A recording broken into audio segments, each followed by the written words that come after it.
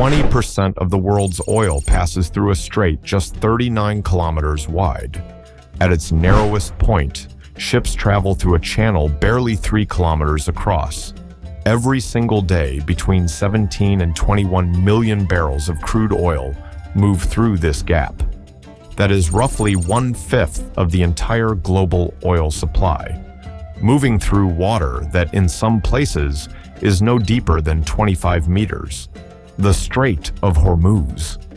And right now, there is no substitute for it. This is Next Build, where we break down the infrastructure that keeps the modern world running. The Strait of Hormuz sits at the mouth of the Persian Gulf. To the north lies Iran. To the south, Oman and the United Arab Emirates. It is the only sea passage connecting the Persian Gulf to the open ocean. And it is the most critical energy choke point on the planet. Every major oil-producing nation in the Gulf depends on it. Saudi Arabia, Iraq, Kuwait, the UAE, Qatar. All of their seaborne exports flow through this one corridor. There is no other way out. To understand why this strait matters, you need to understand what moves through it. The numbers are staggering. At peak flow, roughly 21 million barrels of crude oil pass through each day. That translates to around 240 tanker transits every 24 hours. Fully loaded supertankers, each carrying 2 million barrels, moving in convoy formation through a narrow shipping lane. The inbound lane is just 3 kilometers wide. The outbound lane is the same. Between them, a 2-kilometer separation zone. That is the entire system. A channel barely wider than some city rivers, carrying 1/5 of the world's oil. But the volume is only part of the story. It is the concentration that makes this place uniquely dangerous. When oil supply is distributed across dozens of routes, the loss of one route causes a disruption. When oil supply is funneled through a single choke point, the loss of that one point causes a crisis. The Strait of Hormuz is that point. The vulnerability is not just geographic, it is structural. The strait is bordered on one side by Iran. Iran has, on multiple occasions, threatened to close the strait during periods of geopolitical tension. In 2012, Iranian officials stated publicly they could seal it within hours. In 2019, several tankers were attacked or seized near the strait. In 2023, Iran temporarily seized a tanker in the Gulf of Oman. These were not just provocations. They were demonstrations of capability. The strait can also be threatened by mines. During the Iran-Iraq War in the 1980s, both sides mined Gulf waters. Several supertankers were struck. Global oil prices spiked. The United States Navy deployed to escort tankers through the corridor. That conflict became known as the Tanker War, and it established a precedent that has never fully gone away. So the question becomes engineering's core challenge. If a single point of failure carries this much consequence, how do you design around it? The answer began taking shape decades ago.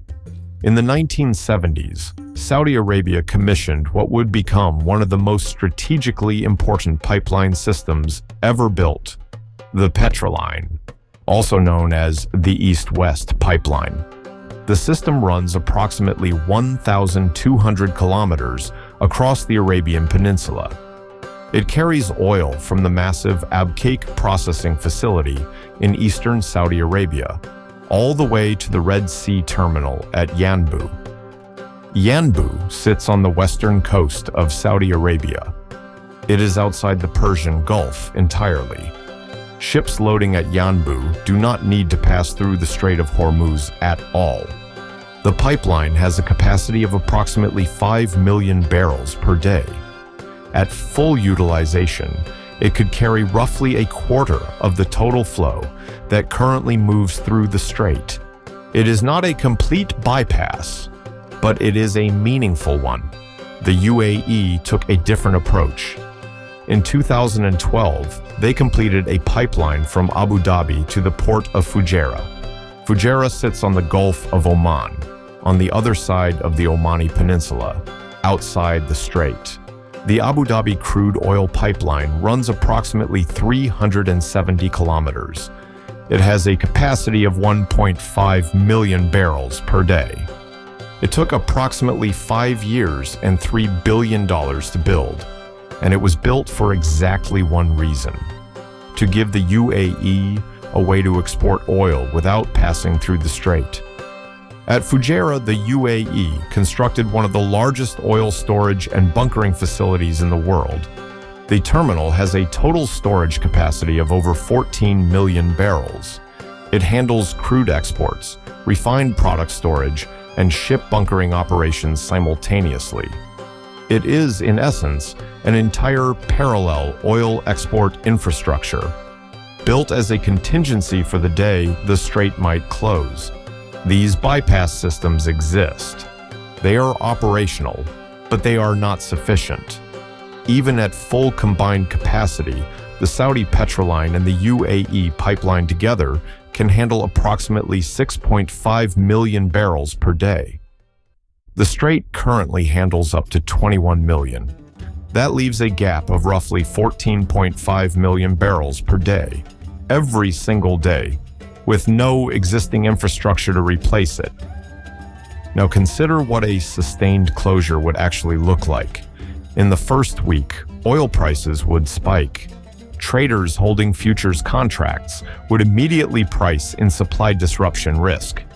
Estimates from energy analysts suggest an immediate increase of between 30 and 60% above baseline. Some models suggest higher. Strategic reserves would be activated. The United States holds the Strategic Petroleum Reserve. At full capacity, it stores approximately 700 million barrels. The International Energy Agency coordinates emergency release mechanisms across its member states. Combined, these reserves could offset the disruption for weeks, not months.